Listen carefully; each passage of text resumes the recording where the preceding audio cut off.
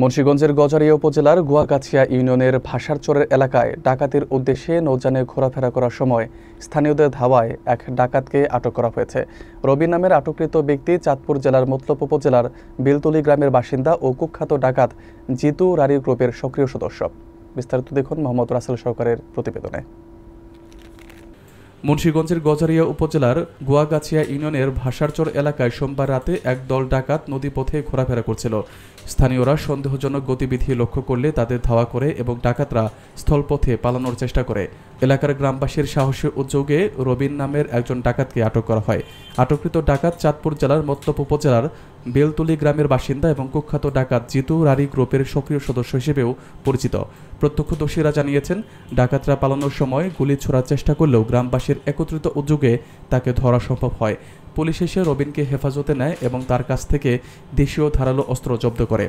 গজারিয়া থানার ওসি জানান, ঘটনার পর মামলা রুজু করা হচ্ছে এবং পলাতক ডাকাতদের গ্রেপ্তারে অভিযান অব্যাহত থাকবে। স্থানীয়রা পুলিশের টহল আরও জোরদার করার পাশাপাশি পুরো চক্রকে আইনের আওতায় আনার দাবি জানিয়েছেন। এই ঘটনায় গ্রামবাসীর সক্রিয়তা ও সতর্কতা এলাকার শান্তি ও নিরাপত্তা রক্ষায় গুরুত্বপূর্ণ ভূমিকা পালন করেছে। আমরা দরজা খুললা ঘুমাইছি, মসজিদ মাদ্রাসায় স্কুলে ওরা দান করছে, গরিব মানুষেরা বাদ দিছে, এখন আমরা ঘুমাইতে পারি না কেন?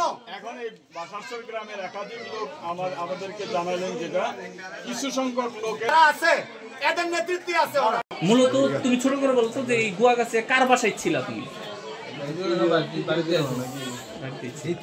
এর আগেও কি আসছো? এর আগেও আসছো তোমার বাসায়? এর আগে না, প্রথম ফাঁসি হয়েছে। প্রথম নিয়ে আসছো আর আই সেই ধরা খেয়ে গেছে। সেই মোটামুটি করতে জানো ঢুকছে আর পরে হবে টাকা দিলা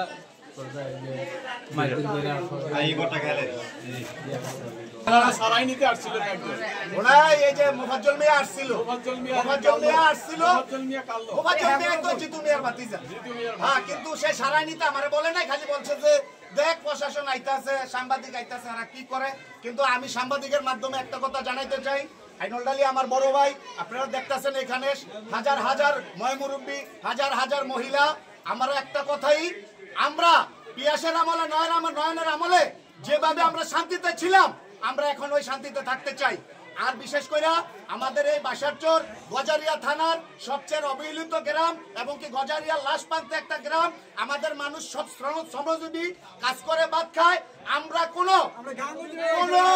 কোন অপশক্তির কাছে আমরা বিক্রি হইতে রাজি না। এই দেশে যে আসুক আমরা কাউকে ছাড়বো না। আমরা সাংবাদিকের মাধ্যমে, প্রশাসন মাধ্যমে আমরা